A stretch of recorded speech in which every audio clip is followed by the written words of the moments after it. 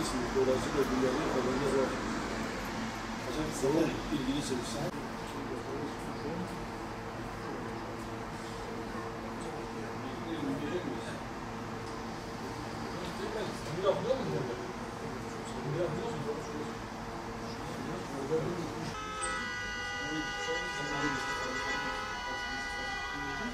Burada hangi kitabı?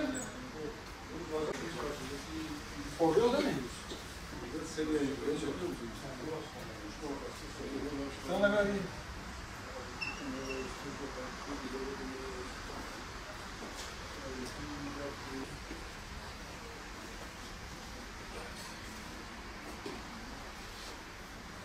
Olması daha iyi. Böyle yapacağız. Eliniz gözükmüyor zaten. Ablası gözüküyor. Tamam o zaman. Sigara ne var? Bak şuraya git.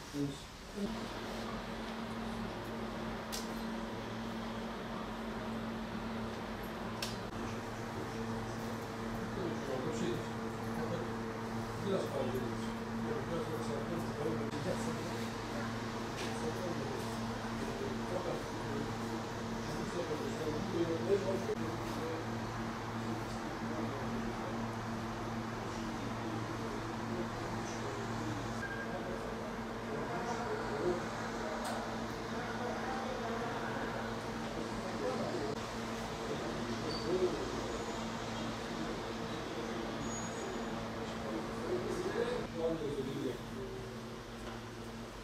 İş bankası? Evet. Eğitim kelimeleriyle kaydı olmuş mu?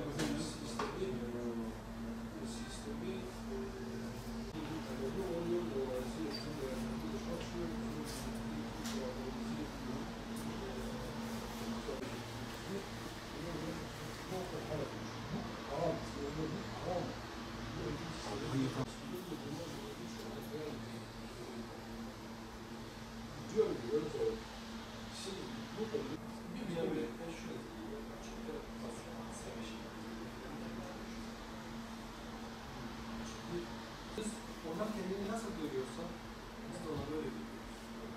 Biz onlara başkasının gözüyle görüyoruz.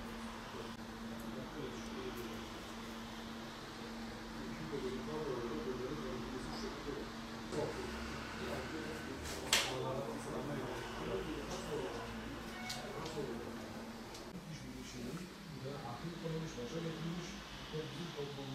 İfsad ediyor. Hücre bekliyorlar. Bu şekilde bunu daha çok okulda var. Onun için ben 5 defa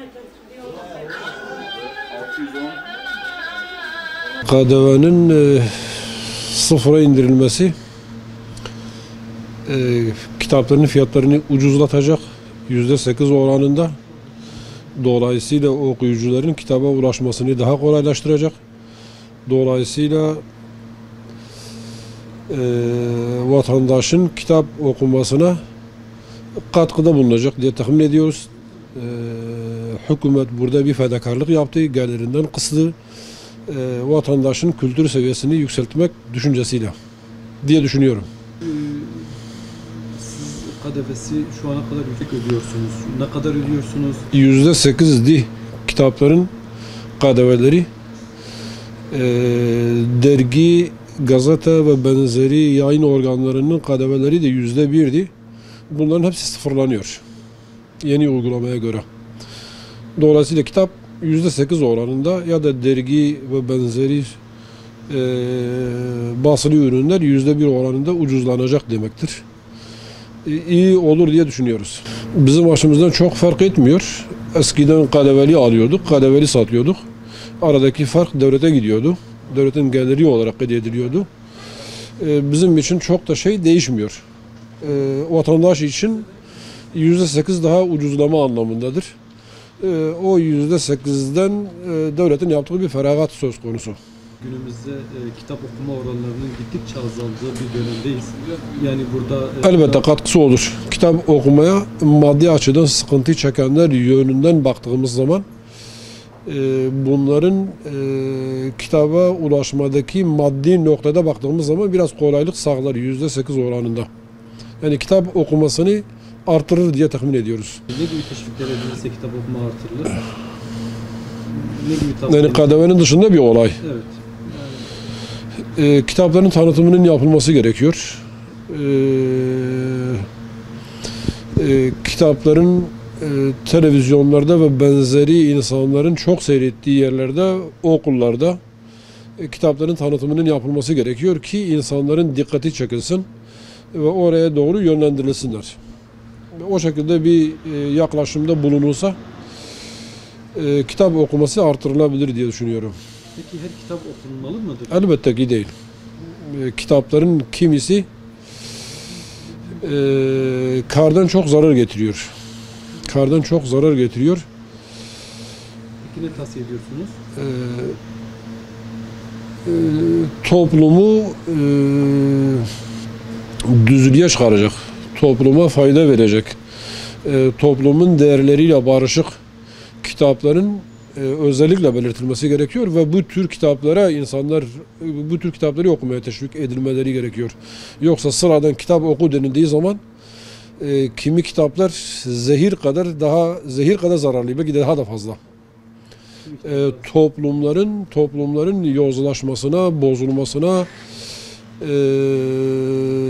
çok büyük katkıları oluyor. Kimi kitaplar ise elbette ki çok faydalı kitaplar var. Özellikle teşvik dediğimiz zaman bu tür kitapların, yani toplumu hakikaten bilgilendirmeye, yozlaştırmamaya, kendi özünü kavramaya, emperyalistlerin oyuncağı durumuna sokmamaya götürecek kitapların okutulması gerekiyor. KDV oranlarının düşmesi kitap maliyetlerinin inmesi demektir. Bu kitap maliyetleri inerse okuyucu daha fazla kitap okumaya başlar ve gelip bizden de kitap alır. Yani sevindiricidir fakat azdır, yani yeterli değildir. Yani kitaplar %100, %200 arttıktan sonra bunun %8'in inmesi yani fazla bir fayda vermez. Daha fazla indirimin olması gerekir. Yani yayın evlerini sıkıştırıp, yani geçen sene 10 lira olan bir kitap şu anda nasıl 30 lira oluyor? Bunun araştırmasını yaparlarsa yani sünni bir yükselme var. Bunu bakanlığın takip etmesi gerekir. Hani geçen sene bizim hazırlık kitaplarında mesela milletin okuduğu, öğrencilerin okuduğu kitapları 40 liraya, 30 liraya verdiğimiz kitaplar şu anda 60 lira. 70 lira. Üzeri fiyat 90 lira yapmışlar, 85 lira yapmışlar. Yani bu sünni bir yükselmedir. Yani bunu bakanlığın üzerinde durup takip etmesi gerekir. Bunu biz mesela bir şey olarak söylüyorum. En azından bir şikayet olarak. Yani biz muzdaribiz yani bu kitap fiyatlarından, yani kendi kafalarına göre fiyat yükseltiyorlar. Mesela kağıt maliyeti %50 yükselsin, %100 yükselsin, bu kitaba o kadar yansımaz. Yani vatandaşları etkiler, bize herhangi bir faydası yoktur. Kitap alımı da yani normal olarak gidiyor yani herhangi bir öyle büyük bir etki etmiş değil yani şu anda. Evet. Peki kitap okuma oranlarının azaldığı günümüzde, evet, yani kitabın artırılması, kitap okuması artması. Yani her halükarda KDV'nin sıfırlanması çok iyidir. Yani iyi, olumlu bir adımdır fakat yeterli değil. Yani bunun devam etmesi gerekir. En azından böyle sünni fiyat yükseltenlere karşı bir mücadele verilmesi lazım. Yani nasıl ki tanzim satışları üzerinde duruyorlarsa, sebze meyvenin üzerinde, kitabın üzerinde de dururlarsa, çünkü bu eğitimdir. Millet cahil kalırsa bir şey yapamıyor. En azından okuması gerekir ki bir şeylerden anlasın yani. Yani bunun üzerinde tanzimden daha fazla durmaları lazım ki şey yapsınlar. Çünkü sünni yükselme var. Yani bu da bir şebeke var bu işin içinde. Şebekenin çökertilmesi lazım. Yani fiyatlar yani aşırı abartılı olarak yükselmiş.